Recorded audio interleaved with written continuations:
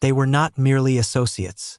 They represented one another's final opportunity for mending. Officer Mark Trener had confronted conflict, bereavement, and profound quietude. However, it was a German shepherd known as Rex who reacquainted him with the sensation of living. For an extended period, they policed the avenues of Ridgefield in unison, connected by a level of confidence exceeding familial ties.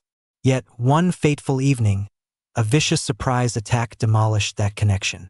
Rex disappeared, leaving solely traces of blood in the soil and an unnerving stillness. Mark's subsequent actions are not dictated by official procedure. They are intensely personal. This is a narrative of retribution, affection, and the indomitable connection between a man and his canine. As the desert sun initiated its descent behind the arid hills of Ridgefield, Arizona, Officer Mark Trener steered his patrol vehicle along the sinuous highway. His hand rested composedly on the wheel, but his thoughts were far removed, ensnared in the quietness that had accompanied him since returning from combat. Beside him, with attentive ears and sharp eyes, sat Rex, a German shepherd whose gaze was so intense it felt as if he could discern your very pulse. They seldom spoke. It was unnecessary.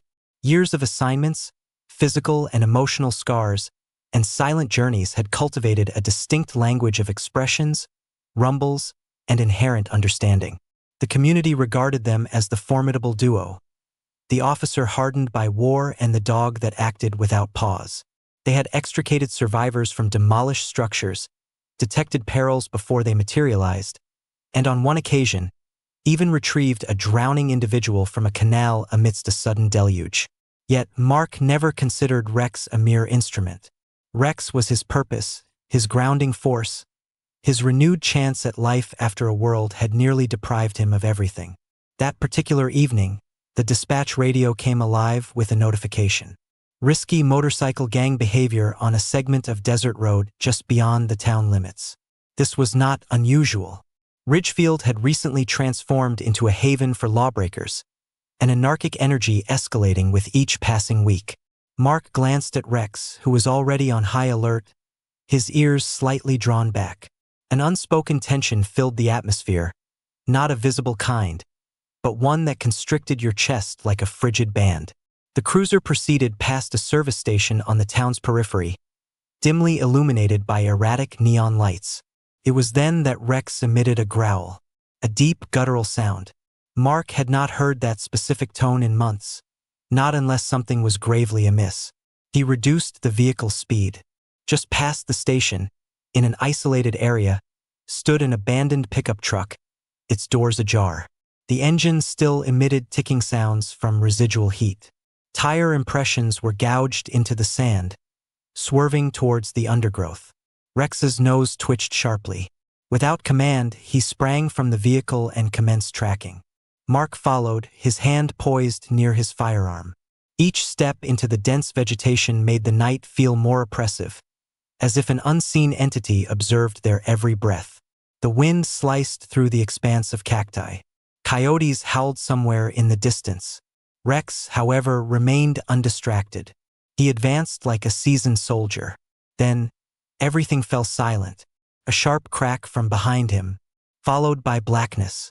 Mark's eyes fluttered open seconds or perhaps minutes later, his head throbbing, his sight obscured. The world spun chaotically. His fingers clawed at the sand. His voice quivered as he cried out, "Rex!" Only the wind responded. Then he perceived it. Blood smeared on the gravel, forming a trail. A cold dread gripped his stomach. Close by, a fractured biker helmet lay on the ground. Upon its polished black exterior was a solitary crimson paw print. He lurched forward, fell to his knees, and retrieved it with unsteady hands. Every muscle in his face strained against collapse. "They took him," his voice fractured in the darkness. "They hurt my dog." And in that instant, something within Mark transformed. Not the professional trained by his badge, but the part shaped by warfare. The part that had once vowed never to experience such loss again. What awaited in the desert's shadows was not merely peril, it was a reckoning. Mark stood solitary in the moonlight, grasping the helmet as if it contained the last fragment of his spirit. The biker's tracks were already being erased by the wind-driven sand. Time was dwindling. With every passing minute, Rex was farther away, injured, terrified, surrounded by brutes who were oblivious to what they had seized. Or perhaps they were fully aware, which made the situation even more grave. He did not report it over the radio. He did not await backup. His intuition told him this was not a standard case. It was a deliberate message. And if Rex was central to that message, Mark intended to respond directly. No postponements, no adherence to procedures. He flung the helmet onto the passenger seat where Rex usually sat and sped off into the night, pursuing tire marks that wound toward the outskirts like a venomous serpent. The route was harsh, miles of unpaved road and eerie quiet. But Mark was not relying on guesswork. He was interpreting the desert like an open book. Every snapped twig, every disturbed shrub, every droplet of blood on a cactus spine, it all communicated. Rex had been forcibly taken. He had resisted. There were scratch marks on nearby stones, not signs of panic but controlled, strategic actions. That dog was conditioned for survival. And he was leaving indicators like a trail of breadcrumbs. As he pursued the trail, a recollection surfaced in Mark's mind, an image from 5 years prior. He had been positioned at the edge of a Kandahar battlefield, bleeding from his shoulder, while a bomb-detecting dog steadfastly remained by his side. That dog's name was Shadow. Shadow did not survive to return home. Mark did. However, upon his return to the States, it was Shadow's handler who acquainted him with a traumatized German shepherd named Rex, a dog that had witnessed his own partner perish overseas. Mark recalled the initial encounter with Rex. No barking, just direct eye contact, a silent acknowledgement as if two kindred spirits had finally found each other amidst devastation. The department had deemed Rex too unstable for further service. Mark held a different view. He took him home, no explanations needed. They had rescued each other without exchanging a single word. Back in the current moment, a gleam of silver captured his attention, barbed wire fencing at the boundary of a disused cattle trail. Snagged on one of the barbs was a clump of fur, and beside it, a ripped beer carton with a message scrawled in thick black marker, "Try and find him, cop." His jaw clenched. He crushed the note and continued deeper into the ungoverned territory. Now, several miles distant, situated between a partially collapsed barn and corroded silos, was a compound Mark recognized all too well. Years before, it had been the location of a weapons seizure. Now, it appeared darker, more fortified, guarded, the type of sanctuary for those wishing to remain undiscovered. Within that compound, chained and bleeding in a corner of a faintly lit garage, was Rex. His rear leg was inflamed, his fur matted with blood and grime. But his eyes still blazed with an inner fire. Observing, assessing, biding his time. A younger biker loitered nearby, perhaps 19 years old, visibly nervous. The others around him jested, but he could not participate. Rex whimpered, not as a plea for assistance, but as if to remind the youth, "I'm alive. I see you." Upstairs, at the core of the compound, Jace Rowan slammed a bottle onto a table and snarled, "That mud is going to cost them everything." Back in town, Mark drove to the sole place he believed might offer assistance, a dilapidated trailer situated by the river. It was the residence of Hank Donovan, a retired biker with more regrets than teeth. Years prior, Mark had rescued Hank's daughter from a narcotics den. Tonight, he was redeeming that favor. Hank glanced at the note and the blood on Mark's hands. His complexion turned ashen. "If they have your dog," he stated deliberately, "you had best hope he's still breathing." And somewhere deep within the shadows, Rex waited, not to be saved, but to fight. The approaching storm advanced, pulling nightfall in its wake like a descending drape. Thunder resonated in the distance as Mark stood outside Hank's trailer, the elderly man's words reverberating in his mind. "You had best hope he's still breathing." Mark, however, was not inclined to prayer. He was a man of promises, promises he kept regardless of the sacrifice. Inside the cruiser, he accessed the glove compartment and retrieved a small, worn photograph. It depicted him and Rex, both younger, both showing signs of wear after a lengthy mission. Rex's tongue lolled out, his tail wagging as if he hadn't just apprehended 2 suspects in a methamphetamine lab raid. Mark traced his thumb over the image, his jaw tight. "You saved me once," he murmured. "Now it's my turn." He did not return to the station, nor did he report the situation. Instead, he drove to the outskirts of Ridge Field to a location no longer frequented by anyone, an old training cabin situated among weathered trees and the brink of a long-neglected ravine. This was where he and Rex had trained in their early days, concealed from prying eyes, free from scrutiny. Just a man and a dog reconstructing themselves one directive at a time. Mark entered the cabin, the floorboards creaking beneath his boots. Dust motes danced in the moonlight that pierced through the fractured windows. He proceeded to the far corner and knelt. Concealed beneath a shallow layer of earth was an old chew toy, Rex's very first. Not to tatters, but never discarded. He held it firmly and shut his eyes. "I'm coming for you, buddy. Just hold on." Across town, the rain had commenced, and in a secured garage illuminated by a solitary dangling bulb, Rex stirred. He had been slipping in and out of consciousness, pain distorting his sense of time, but now he was awake, vigilant. The chain around his neck rubbed his skin raw. His injured back leg throbbed intensely. Yet he was not defeated. Not yet. He sniffed the air. Something was altering.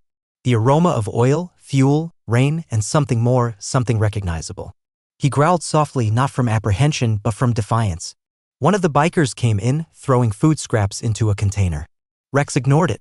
The young biker, Eli, observed from the entrance, his jaw set, his hands quivering. He detested this. It was not what he had enlisted for. But fear resonated louder than culpability. Nevertheless, when Rex looked at him, just a single glance, Eli sensed it. This dog was not merely an animal. He was something greater, something dignified, something inviolable. Back on the road, Mark parked his vehicle a mile from the compound. Rain now fell in torrents. He donned his black tactical jacket, secured a knife in his boot, holstered his sidearm, and placed a pair of wire cutters in his pocket. He did not move like an officer of the law tonight. He moved like an apparition with a vendetta. He neared on foot, as silent as the wind, navigating through gullies and dense undergrowth until the compound's silhouette emerged. Rusted barriers, graffiti-adorned walls, bikers gathered under overhangs, smoking, laughing, oblivious. Mark identified a vulnerable point, severed the fence, and slipped inside like mist. The interior of the compound was a scene of disarray, old shipping containers piled like building blocks, motorcycles strewn about. But Mark remained unfazed. He moved into the shadows, bypassing guards with meticulous precision. He punctured a tire with his knife, disconnected a fuel line, leaving a sequence of quiet acts of sabotage. Each movement was driven by memory. The day Rex interposed himself between Mark and a shooter, the night Rex rested on Mark's chest following a panic attack, the mornings they shared in silence before a shift, not as colleagues, but as family. Then, through a fissure in a corroded metal wall, he saw him, Rex, chained, drenched, barely conscious. Mark's heart sank. He pressed his hand against the cold steel. "Hold on, boy," he whispered. "Just one more minute." Rain descended with the intensity of a war drum. The compound was erratically illuminated as lightning split the sky, projecting distorted shadows across the rusted metal and fractured pavement. Somewhere within, soaked and injured, Rex lay tethered, still breathing, still observant. But outside, gliding between the shadows like a specter, was Mark Trener. This was no longer a mission. It was a vow in execution. Mark advanced stealthily, with calculated movements, his heartbeats synchronized with the thunder. Every step was fueled by recollections. Each breath felt like inhaling fire. He avoided the main entrance, aware it would be a certain death trap. Years of training had taught him better. The true entry point was not one the bikers guarded. It was one they had overlooked. Behind the garages, concealed beneath crates and collapsed scaffolding, a drainage tunnel from the original construction period lay undisturbed. He navigated through it, mud seeping into his knees, the air so dense with decay and oil he nearly retched. Yet he persisted, his eyes piercing the darkness. This tunnel had been charted years ago during a previous operation. At that time, he had committed its layout to memory, not for an escape, but in the event he ever needed to return. When he emerged within the perimeter, the storm was more intense. The noise, the disorder, it provided cover. Above, bikers jested over beer and cigarettes, entirely oblivious that the phantom they dreaded had already infiltrated their stronghold. Mark pressed himself against a container wall, monitoring movement with exactitude. He didn't just intend to extract Rex. He aimed to dismantle the place from within, quietly, methodically, one disruption at a time. He moved swiftly, deflated 2 motorcycle tires, severed the wiring on a backup generator, and placed a flare behind fuel barrels, just enough to incite panic later. Not an explosion, merely chaos, the sort that dispersed ruffians and revealed vulnerabilities. As he proceeded towards the garage, he paused at a shattered window, and through that narrow aperture, he saw him. Rex, lying inert, drenched, covered in filth and blood, yet conscious. Their eyes met for the briefest of moments, and Mark's spirit fractured. His hand pressed against the wall, steadying himself, not from fear, but because that instant, that exchange of gazes, was more than recognition. It was trust, absolute, fervent trust. Then the door behind him creaked open. Mark spun around, knife raised, his heart pounding in his chest. It was not a guard.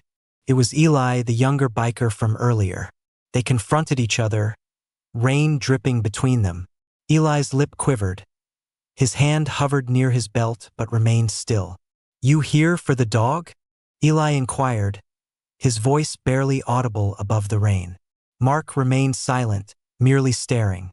Eli stepped back. "You've got maybe 5 minutes before the others finish their round. You better move."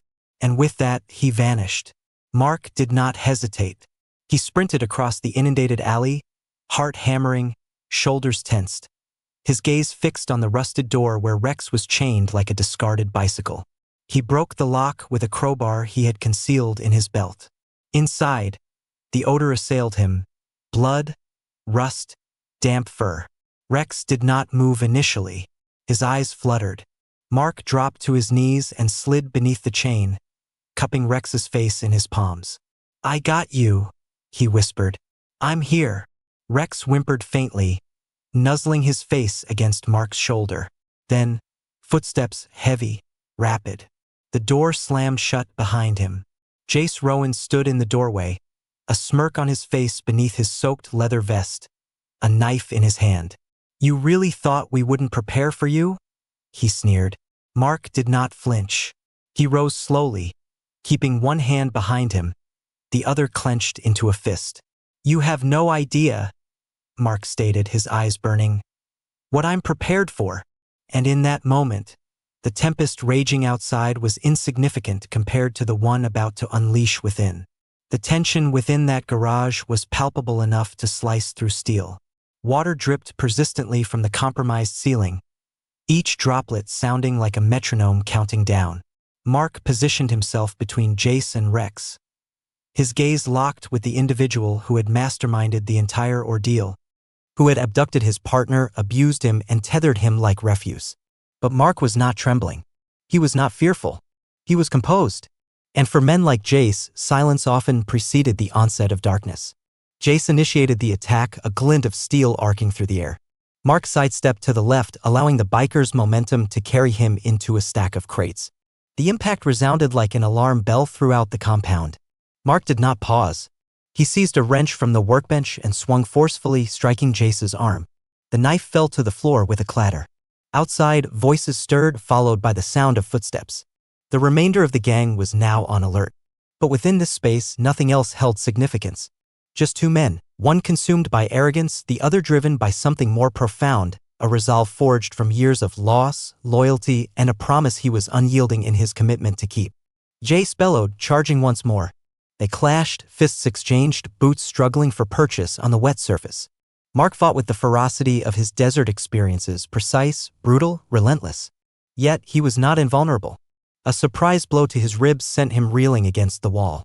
Jace reached for the fallen knife. Then a sound halted them both, a growl, low, fierce, familiar. Rex. He had managed to pull himself upright, drawing on his remaining strength. One paw forward, then another. His body quivered, but his eyes were fixed on Jace, blazing with pure intensity. The chain clinked as he strained against it, teeth bared, hackles raised. Jace chuckled, wiping blood from his lip. "What's he going to do? Bleed on me?" Mark, breathless but vigilant, capitalized on the distraction. He swept Jace's legs, sending him to the ground. With a grunt, he subdued him, his fists delivering a torrent of fury. "You don't touch what's mine," Mark snarled through gritted teeth, blow after blow, until Jace ceased moving. The door burst open, accompanied by more voices. Mark rushed to Rex. His hands shook as he unfastened the chain from the collar, gently sliding an arm beneath the dog's torso. Rex whimpered but did not struggle. "I've got you," Mark whispered. "We're going home." Rex sagged into his embrace, his head resting against Mark's shoulder. The warmth of him, even amidst the storm-drenched nightmare, felt like a beacon of hope. Then a distant rumble, not thunder, but engines. More bikers were approaching. Mark glanced towards the open doorway. He was injured. Rex was barely conscious. No backup, no time. He dashed out into the rain, Rex in his arms, sprinting towards the rear exit. He ducked behind crates, evaded light beams. But each step was slower, each breath more labored. Behind him, chaos erupted, bikers shouting, doors slamming, Jace groaning as he regained consciousness. Mark reached the outer fence and dropped to one knee. His side throbbed where Jace's punch had connected. Blood dripped into the mud. He looked down at Rex, his eyes barely open, but still there, still alive. "I promised you," Mark whispered, "I'd never leave you behind." Then sirens, faint at first, then drawing nearer.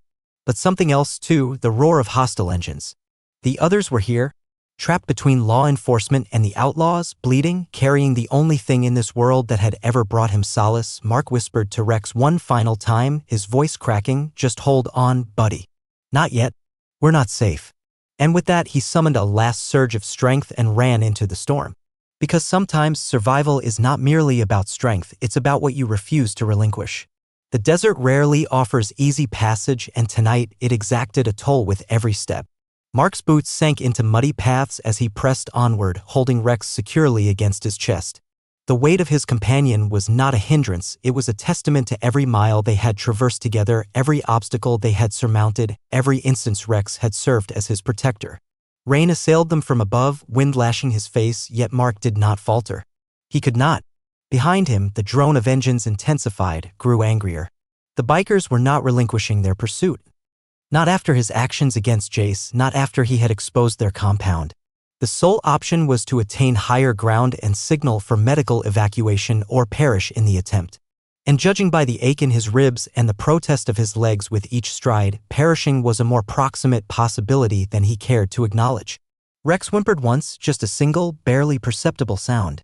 But to Mark it resonated louder than thunder.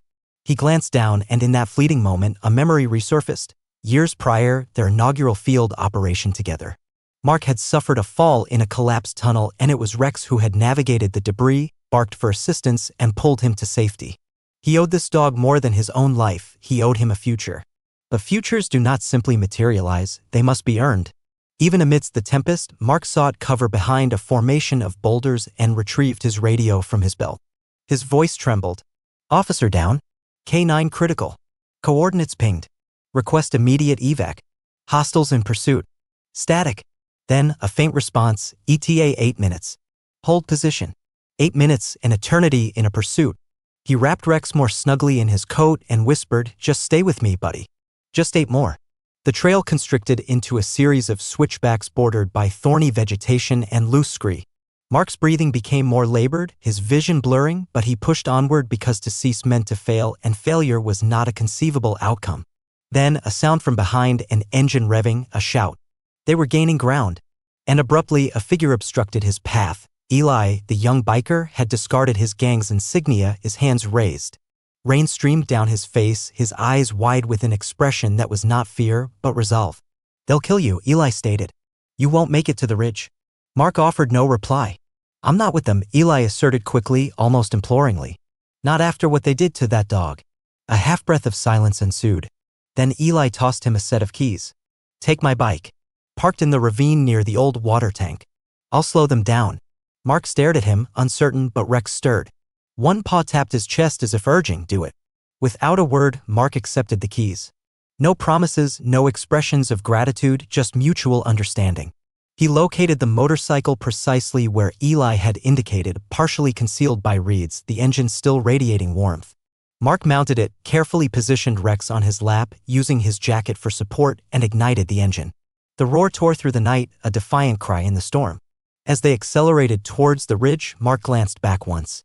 Eli stood in the path, arms extended as the headlights of the gang members bore down on him. And then the trail curved and Mark lost sight of him. Ahead, red and blue lights began to penetrate the fog. Police units, back up. But so did the gleam of chrome in pursuit. It was not concluded. Mark leaned forward, holding Rex tightly, whispering against the wind, "We're almost there. Just one more ride." And as the rain intensified, two silhouettes streaked through the storm, one pursuing hope, the other refusing to succumb before it was attained. Mud splattered as Mark sped down the ridge trail, the motorcycle lurching beneath the combined weight of man, dog, and sheer desperation. Wind tore at his drenched attire, yet his arms remained steadfast, not with Rex on his lap, cradled against him like something precious. The sirens ahead were more distinct now, police lights blinking like far-off guiding stars. Deliverance seemed just out of grasp, but peril was close behind. Trailing them, 5 motorcycles shrieked through the downpour, their engines wailing like a pack of wolves sensing prey. The gang showed no interest in escape or parley. This was not a chase, it was a hunt. Mark clenched his jaw and twisted the throttle further. They were approaching the cliffside checkpoint, a narrow ridge leading to the overlook designated for the medevac team's landing. However, the road was treacherous, crumbling in sections, and a single misjudgment would send them plummeting into the ravine. His shoulder throbbed from Jace's earlier assault, every breath carried a metallic taste. But Rex had been motionless for minutes. "Stay with me, buddy," Mark murmured, wiping rain from the dog's face. "We're almost there." Then, abruptly, the road terminated. The old bridge, washed away 2 years prior in a monsoon and never reconstructed. Mark skidded to a halt, tires protesting on the whetstone. The chasm below gaped like an open grave. They were cornered. He dismounted, holding Rex, his eyes scanning rapidly. To the left, dense woods, to the right, a precipitous incline. No time to flee. The gang was closing in swiftly. And then destiny intervened once more. Police cruisers appeared over the ridge behind them, their red and blue strobes casting unearthly hues across the soaked terrain. For a moment, everything seemed suspended. Mark at the center, bikers behind, law enforcement ahead, rain pouring as if the heavens mourned. Then pandemonium. Shots were fired. Tires spun. One biker veered off the path, colliding with a tree. Another brandished a chain, swinging it towards a cruiser. But the officers were prepared, more than prepared. Eli's warning had served its purpose. Mark scrambled behind a boulder with Rex in his arms, shielding him from the conflict. Gunfire snapped overhead. He ducked lower, murmuring, "Just breathe. Just hold on." A bullet ricocheted off a nearby rock, grazing Mark's back. He winced but remained still, his sole focus on the dog in his lap. Then, a familiar voice through a loudspeaker, "Hank Donovan. Drop your weapons. You're surrounded." The gang disintegrated. Those who did not fall fled. 2 were apprehended on the spot. Jace was nowhere to be seen, perhaps still unconscious, perhaps gone. Mark no longer cared. Paramedics sprinted over as the exchange of fire subsided. One knelt beside him, checking Rex's pulse. Another assessed Mark's soaked uniform and bruised face. "He needs surgery," the medic stated urgently. "Internal bleeding. Can't wait." Mark nodded, his voice hoarse. "Take him. Take everything." As Rex was lifted onto the stretcher, Mark reached out, placing one hand on his chest. "You did good, boy," he whispered. "You did more than anyone ever will know." Rex's eyes fluttered open, just slightly. A slow blink, then his tail gave one feeble wag. Mark turned to the officer beside him. "He gets the best. I don't care what it costs." "You got it," the officer replied, his eyes wide with respect. As the helicopter blades whirred to life above the overlook, lifting Rex into the sky, Mark watched with a mixture of relief and impending collapse. His knees buckled, but it was inconsequential because that wasn't just a dog being flown to safety, that was family. And regardless of what transpired next, Mark knew his fight had never been about vengeance. It had been about redemption. The hospital waiting area was quiet, but for the soft drone of fluorescent lights and the remote clinking of surgical instruments from behind double doors. Mark sat slumped on a plastic seat, dried blood caked along his temple, his knuckles still abraded. His uniform felt heavy with water and weariness. Yet none of it held any significance until someone emerged from those doors with an update. His fingers anxiously toyed with the edge of a bandage on his wrist. Opposite him, a nurse held a clipboard, offering gentle expressions that conveyed everything without uttering a sound. No one posed questions, none were necessary. The look in Mark's eyes, partly shattered, partly refusing to yield, was sufficient. Hours drifted by in segments. The storm outside had abated, leaving only a mist against the windows. Mark, however, remained motionless.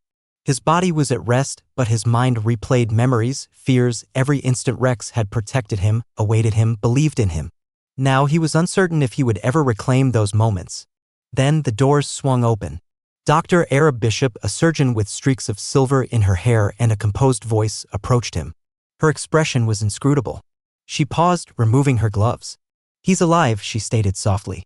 Mark's breath hitched. He did not blink. "But he's not out of the woods," she went on.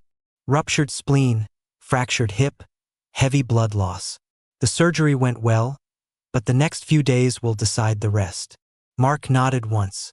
That was sufficient. simply alive. That was all he needed to hear. They permitted him into the ICU shortly after dawn. The room carried the scent of antiseptic and quiet optimism. Rex lay on a low table, bandaged and breathing with the aid of a ventilator. Machines beeped gently, but as Mark drew nearer, one brown eye flickered open, just a fraction, and his tail gave the faintest, most languid thump. Mark chuckled, a low, rough sound. "Still got fight in you, huh?" He sat beside him, leaned in, and gently rested his forehead against Rex's. "You saved me more times than I can count," he whispered. "This world doesn't deserve you, but I do. So rest.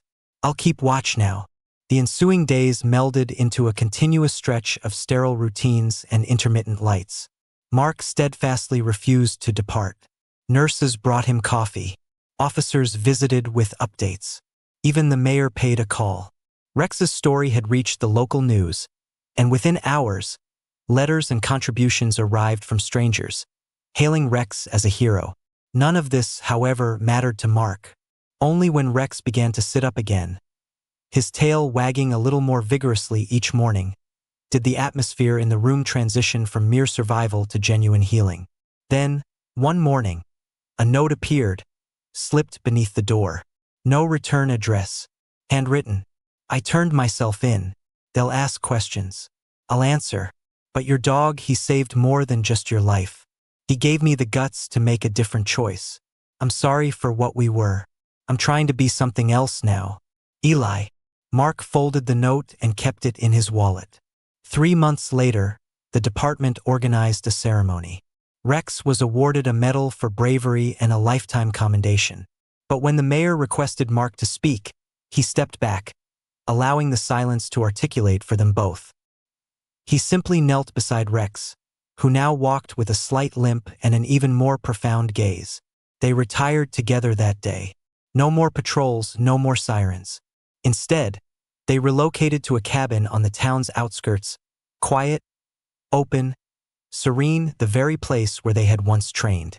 And every evening, Mark would sit on the porch, coffee in hand, while Rex lay at his feet, observing the wind as it rustled through the trees. Because in a world filled with clamor, they had finally earned their tranquility. And sometimes, the most resonant legacy is not what you articulate, but what you endure together. They asserted he would not survive. A highly commended sergeant, inert in the dust of a distant battlefield, his life force diminishing with each pulse. Yet, beside him stood something no technology could emulate: his K9 partner, Echo. What transpired subsequently was not documented in any training protocol. It was primal, intuitive, and extraordinary. This is not solely a narrative of conflict. It is a tale of an unbreakable connection of affection that transcended the boundary between existence and demise. A chronicle of trauma, allegiance, and a four-legged protagonist who reshaped destiny. The sun in Afghanistan does not merely scorch. It castigates. It penetrates Kevlar and sears every exposed area of skin, transforming even quietude into an oppressive force. On the periphery of a hostile settlement, identified only by its geographical coordinates, Sergeant Daniel Rains commanded his unit with a resolute expression and a heart encumbered by more than just equipment. 5 tours of duty had weathered him beyond his years. The battlefield had claimed his youth, and illness had taken his wife. All that remained was Echo, the sole being that still evoked a sense of home. Echo was not merely a K9 unit. He was kin, a 6-year-old German shepherd with discerning eyes that perceived deceit, strain, and dread. Where men wavered, Echo relied on his intuition. Where others retreated, he advanced. He was not assigned to Rains. They were intrinsically connected. And on this day, that connection would face a trial for which no one could have adequately prepared. The village was silent, excessively so. Rains sensed it deep within him, a type of quietness that felt unnatural. Echo's body grew taut beside him, his ears fixed on something ahead. They were trained for this: detection of explosives, of death concealed beneath layers of dust. And then it occurred. Echo halted, became rigid, and turned to look at Rains, a low growl vibrating in his chest. That was all the indication needed. "Hold," Rains commanded, his voice steady, though an internal tempest raged. Echo moved forward, paused, meticulously testing the sand, and there it was. A gleam, a faint tremor, something only he could perceive, a concealed IED, placed with lethal precision. Without Echo's reaction, half the squad would have been annihilated. Relief had scarcely taken hold before a fresh menace shattered the silence. A sniper's bullet sliced through the air. It missed Echo by mere inches but struck Daniel in the side. The world did not decelerate. It imploded. Rains fell heavily, his body hitting the ground with a force that made even Echo recoil. Blood spread across his uniform. The squad dispersed, seeking cover, shouting over one another, attempting to pinpoint the shooter. But all Echo perceived was his partner, motionless on the earth. He did not bark. He did not exhibit panic. He moved like a phantom, nudging Daniel's shoulder with his muzzle, whining softly. Another shot echoed. Echo shielded Daniel, positioning himself over the injury as if he could halt the bleeding by sheer determination alone. For an instant, time ceased to exist. Only the breathless stillness of Echo refusing to depart and Daniel blinking slowly, struggling to remain conscious. And then, memories flickered like a damaged film reel in Daniel's fading awareness. His wife, pale and weakening in that hospital bed, her final words, "Don't close yourself off. Let someone in, even if they don't speak your language." Echo had never required words. He was the language. He was the sole reason Daniel had persevered this far. Gunfire persisted in the distance. The squad was attempting to return fire, but Daniel could no longer hear it. The world was receding, the peripheries of his vision darkening. Echo emitted a sharp bark, then another, and then, like a flash of lightning, he bolted. He sprinted into the turmoil, not away from it, but towards something, towards assistance. The dust had not even settled around Daniel's form when Echo disappeared over the horizon like a phantom with a purpose. He was not trained for this subsequent action. He was not obeying commands. He was adhering to a promise. Indeed, Echo's subsequent actions were destined to challenge all preconceived notions of possibility. The desert spread vast like an unyielding wound, strewn with the debris of conflict and recollections no one wished to retain. Echo ran with unprecedented speed, his paws searing against the heated sand, lungs straining, muscles contracting powerfully with each movement.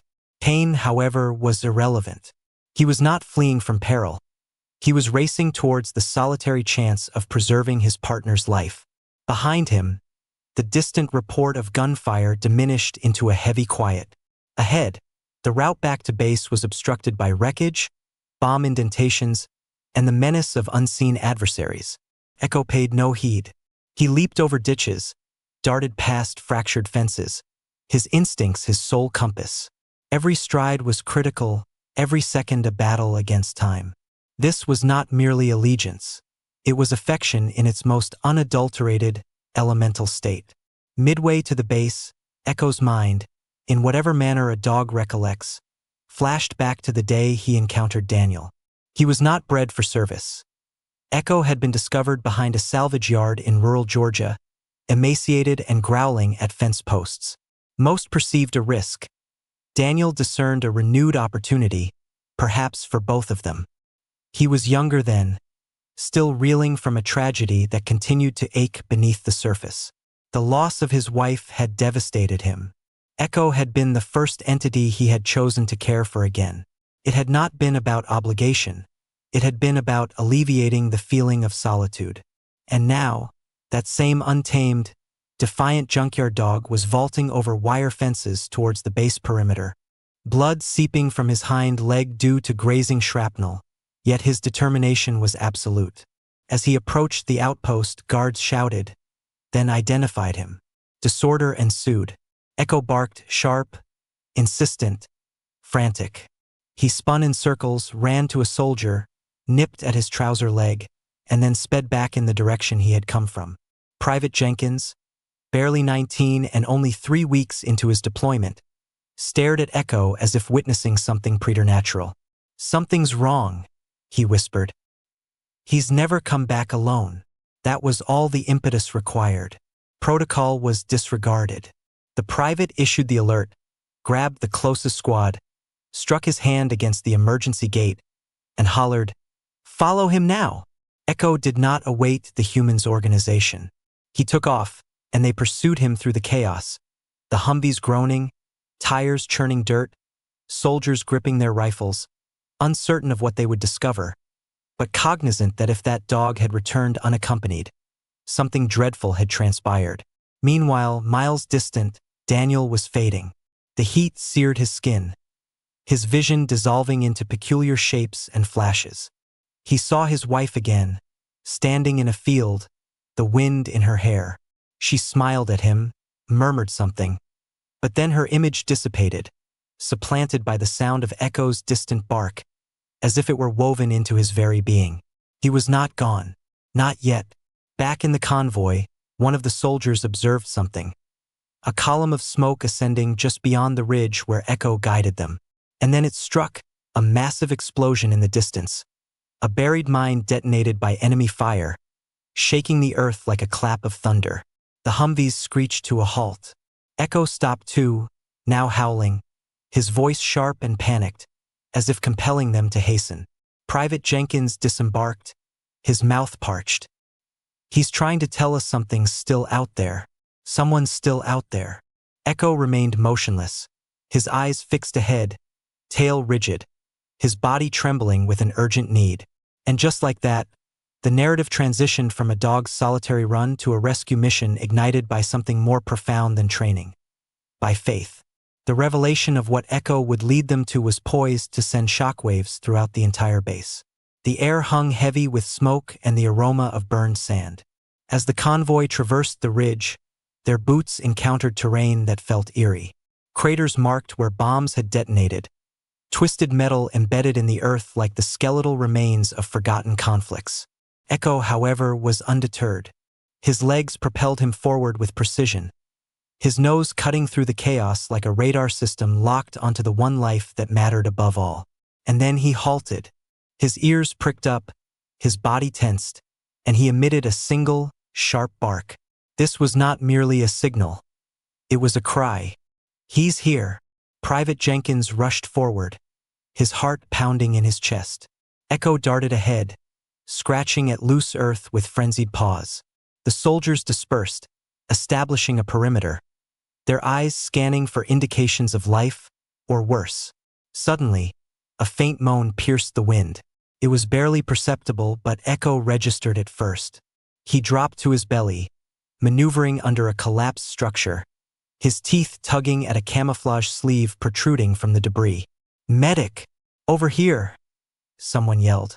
The team sprang into action, using shovels, hands, anything available to excavate. Minutes stretched into what felt like hours. Echo paced in tight circles, whimpering with a nervous energy that could only stem from love on the precipice of loss. And then, with one final exertion, they uncovered him. Sergeant Daniel Rains, unconscious, pallid, his uniform saturated with blood. He was not deceased, but he was clinging precariously to life. The medic dropped to his knees, his fingers on the carotid artery. "He's got a pulse. Faint, weak. We need to move now." Echo was not waiting. He thrust his head under Daniel's limp arm and remained there as the stretcher was brought out, refusing to allow anyone to lift his partner without him. His fur was matted, covered in dirt and dried blood, but his eyes were focused, resolute. It was as if he knew this was his critical moment. His struggle was far from over. Inside the evac helicopter, as the blades whirled overhead and the medic worked frantically to stabilize Daniel's vital signs, Echo lay beside him, his nose pressed against Daniel's cheek. One medic, wide-eyed, whispered, "I've never seen anything like this. He should have been dead 20 minutes ago. That dog's keeping him here." The chopper ascended, slicing into the sky, carrying the immense weight of life and death.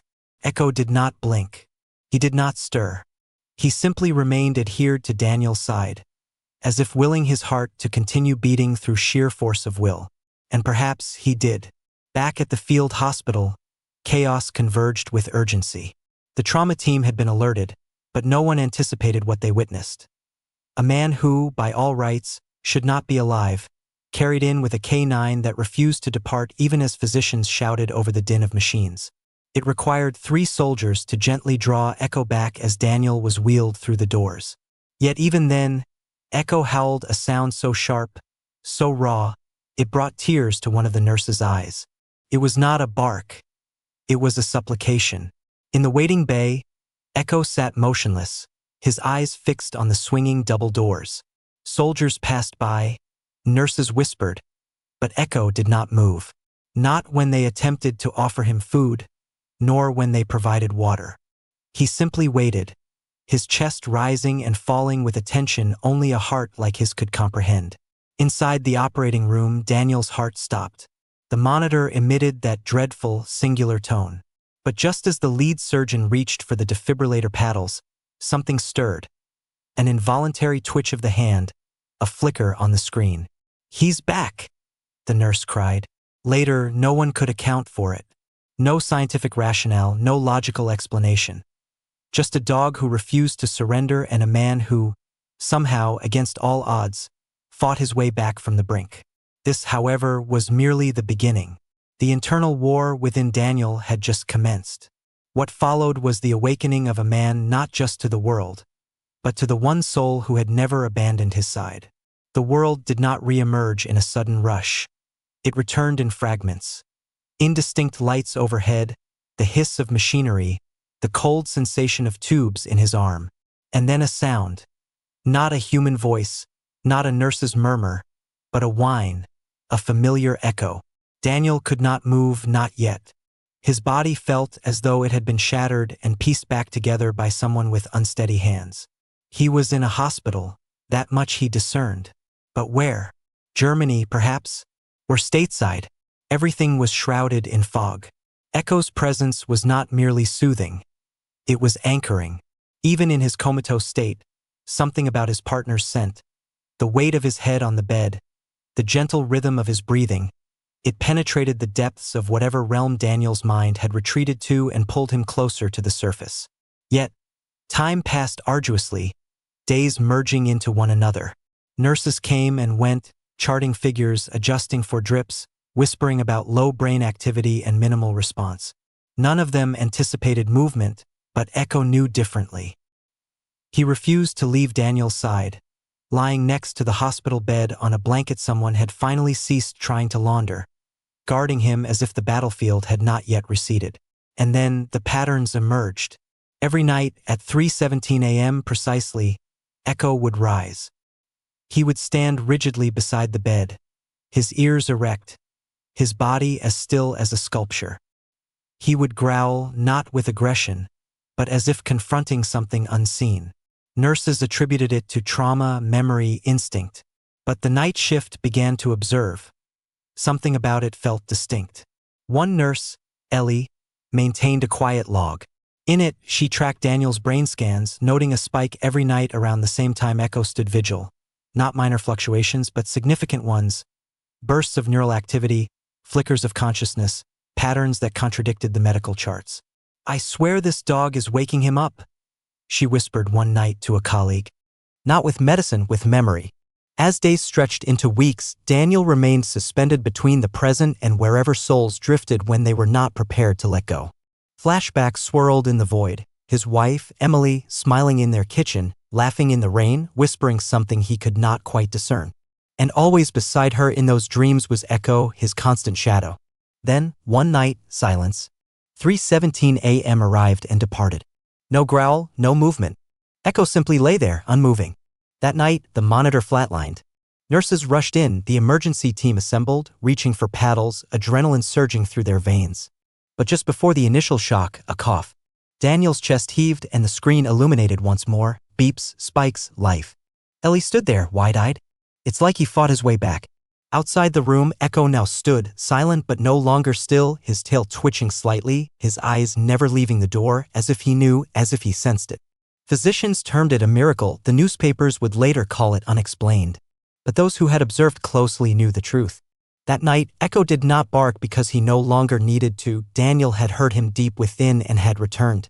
Yet the battle was not concluded. Daniel was awake, but tormented.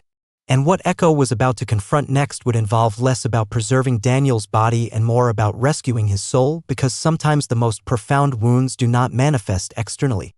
The subsequent actions of Echo would challenge everything even the specialists believed feasible. Waking was not a dramatic event. There was no sudden gasp for air, no wide-eyed moment of clarity. It was a slower process, akin to emerging from the deepest part of the ocean, lungs aching, memories indistinct. Daniel's eyes opened, but the room failed to register. White ceilings, rhythmic beeping, shadows moving in soft-soled shoes. He blinked, and then he saw him. Echo, seated at the foot of the bed, ears alert, tail still, eyes fixed on him with an intensity only a dog who has endured war, death, and silence could possess. Daniel attempted to speak, but no sound emerged. His throat was sore, his muscles enfeebled. Yet words were unnecessary.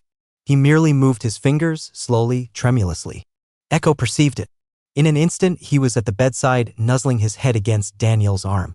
That simple contact, nose against skin, infused more life into the room than a dozen machines ever could.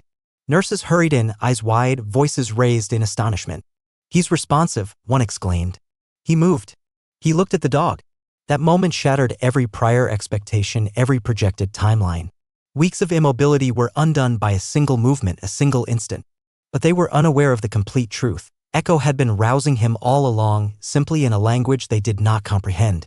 Dr. Eliza Monroe arrived the following morning, a neurologist renowned for studying uncommon instances of canine-assisted trauma recovery. She had been silently monitoring Daniel's scans, suspecting something extraordinary. Now she witnessed it directly. "That dog isn't just therapy," she murmured. "He's the key." She ordered new examinations, brought in specialists, and meticulously studied every flicker in Daniel's responses.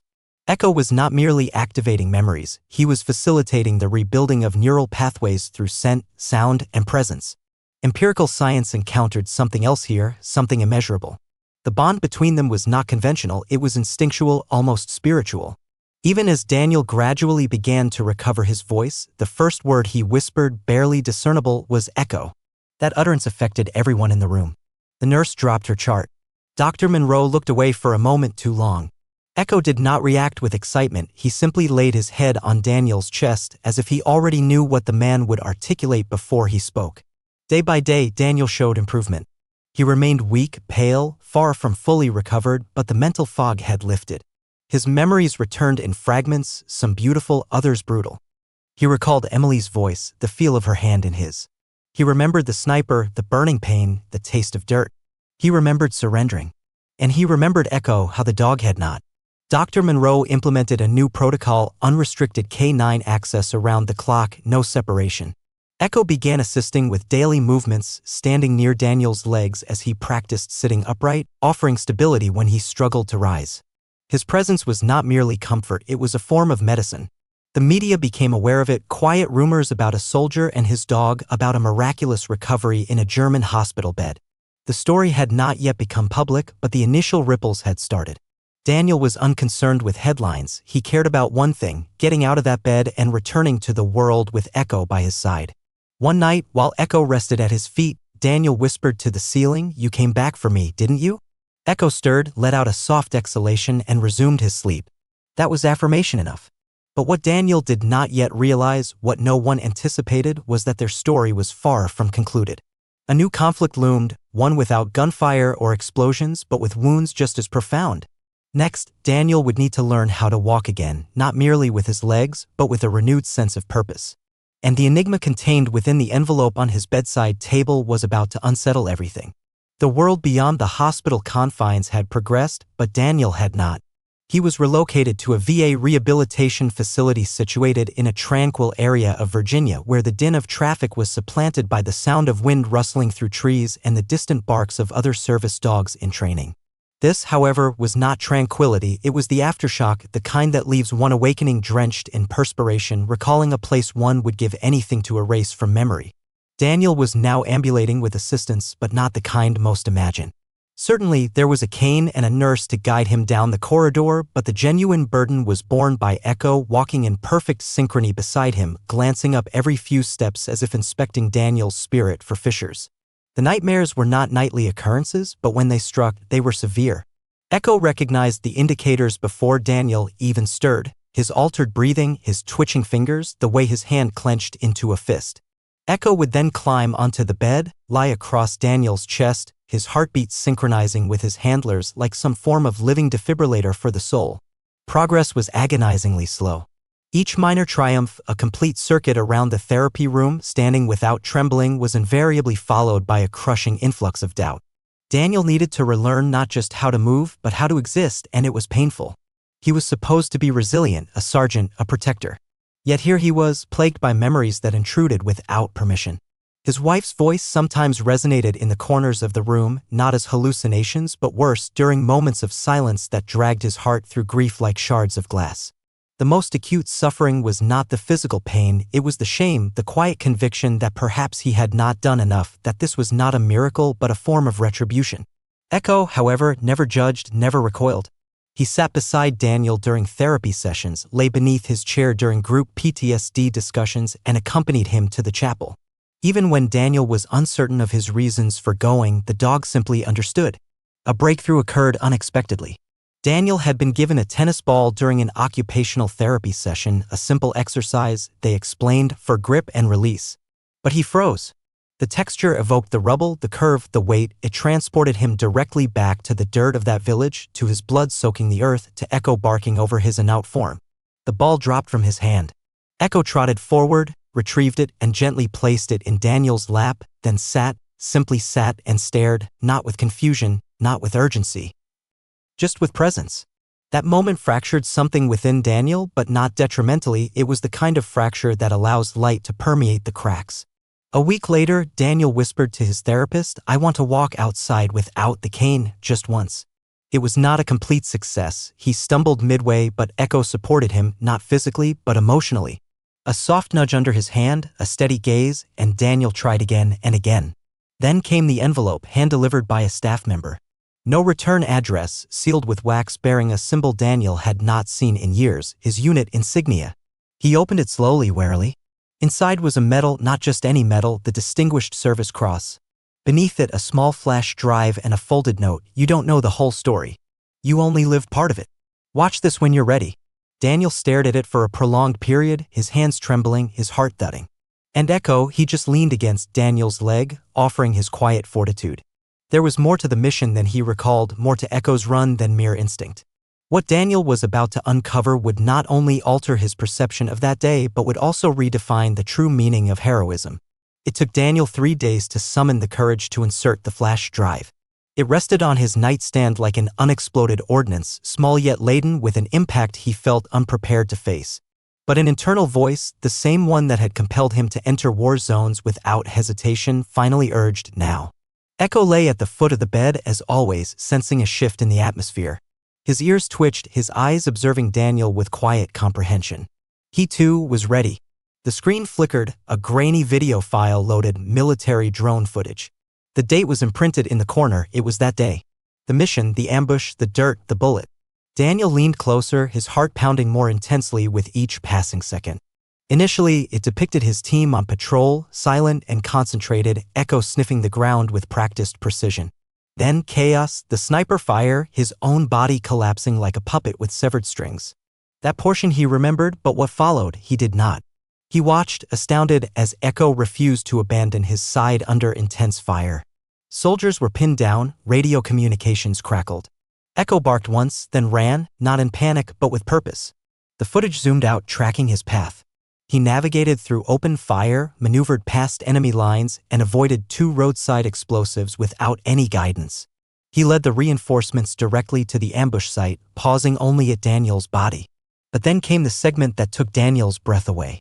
Echo circled him repeatedly like a shield, barking at medics when they moved too slowly, dragging one soldier by the sleeve towards Daniel's bleeding side. And when the dust settled, when the stretcher lifted Daniel's broken form, Echo collapsed from exhaustion. No one had noticed, his leg had been wounded. He had run the entire distance injured. The video transitioned to helmet cam footage. A squad member, breathless, stated, "If that dog hadn't found us, they'd all be gone. We'd be gone. I owe him my life." Daniel leaned back in his chair, tears blurring his vision. His hand instinctively reached for Echo's fur, grounding himself. There was more, a letter. It was from his former commanding officer. "Sergeant Rains, you weren't told everything. Intel on the minefield was flawed. The area you entered was marked cleared, but wasn't. You and your unit walked into a death trap that no one expected. But Echo knew. He didn't just save you. He saved 4 others who were pinned down, including me. We nominated him for the highest honor given to service animals. But we know it's not about medals. It's about what he did and who he brought back. You." Daniel did not realize he was sobbing until Echo gently rested his head on his lap. The silence between them communicated more than words ever could.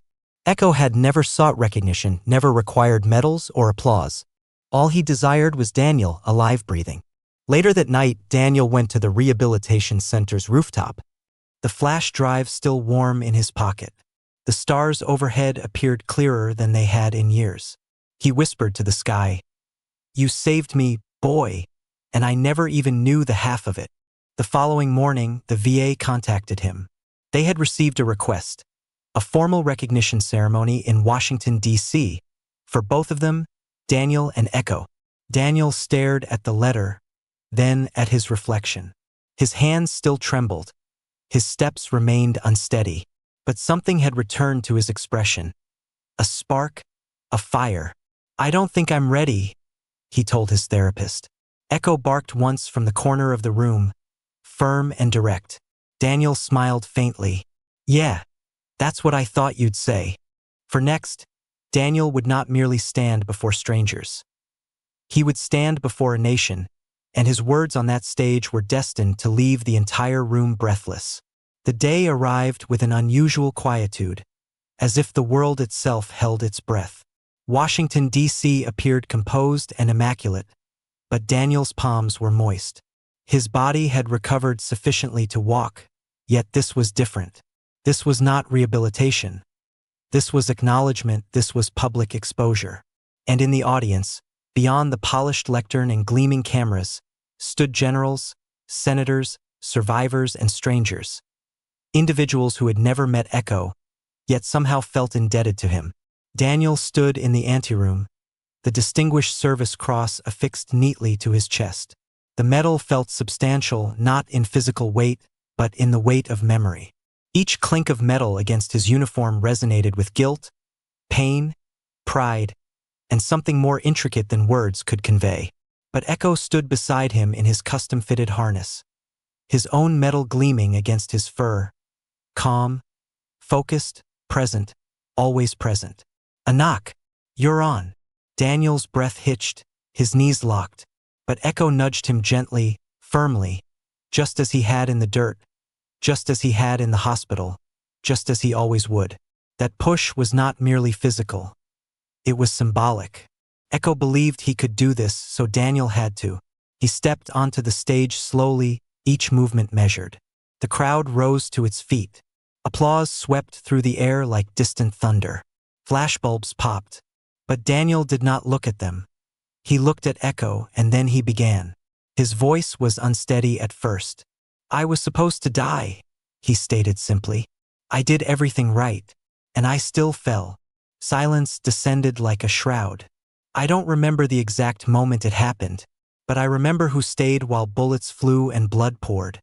Echo didn't run. He didn't panic. He didn't even hesitate. He stayed with me, and then he left me, but not to save himself. To save me. He paused, swallowing the constriction in his throat. "I've heard a lot of people say dogs are just animals, that they act on instinct, not loyalty, that what Echo did was just training." His eyes now scanned the room. "But tell me, how many of you would sprint through a battlefield, wounded, just to save someone you love?" People lowered their gazes. Some nodded, some wept. He didn't do what he was told. He did what he felt. He did what I couldn't. He carried me. Not in his mouth, in his will. Daniel reached down and placed a hand on Echo's harness. "When I woke up, I thought I'd lost everything. I'd lost my wife, my purpose, my identity. But Echo gave me something back that I didn't even know was still buried inside me. Hope." He took a deep breath. "This medal may hang on my chest, but make no mistake, it belongs to him. I'm just the guy lucky enough to wear it." The crowd erupted, not in noise, but in a wave of emotion. the kind of applause that is not merely sound but release. Even veterans in the audience, who had rarely shown emotion, now wiped away tears. Later that night, a young man, scarcely 20, missing 2 fingers with haunted eyes, approached Daniel. "Do you think a dog could save someone like me?" Daniel did not hesitate. "No," he said softly. "I don't think a dog could save you. I know one can." From that day forward, Daniel and Echo became more than survivors. They became guides, visiting VA hospitals, speaking at schools, mentoring wounded soldiers and civilians alike. Daniel established a foundation for K9 therapy, assisting in matching dogs with veterans across the nation. The mission never truly concluded. It merely transformed.